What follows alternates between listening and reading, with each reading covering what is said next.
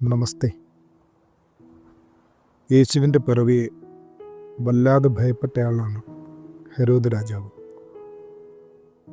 അയാളുടെ ഭയത്തിൻ്റെ കാരണം പക്ഷെ വളരെ ചെറുതാണ്. അയാൾ ശരിക്കും ക്രിസ്തുവിനെ തെറ്റിദ്ധരിച്ചു. തൻ്റെ രാജ്യത്വം നഷ്ടപ്പെടുത്തുന്ന മറ്റൊരു രാജാവ് എന്ന നിലയിലാണ് അയാൾ യേശുവിനെക്കുറിച്ച് ധാരണ വെച്ച് പുലർത്തിയത്. കാണപ്പെടുന്നവയും കാണപ്പെടാത്തവയുമായ സകല ലോകത്തിൻ്റെയും സൃഷ്ടാവിനെ അയാൾ കേവലം ഒരു നാട്ടുരാജ്യ പ്രജാപതിയായി തെറ്റിദ്ധരിച്ചു. സത്യമായും നമുക്കും ക്രിസ്തുവിനെ പറ്റിയുള്ള ധാരണകൾ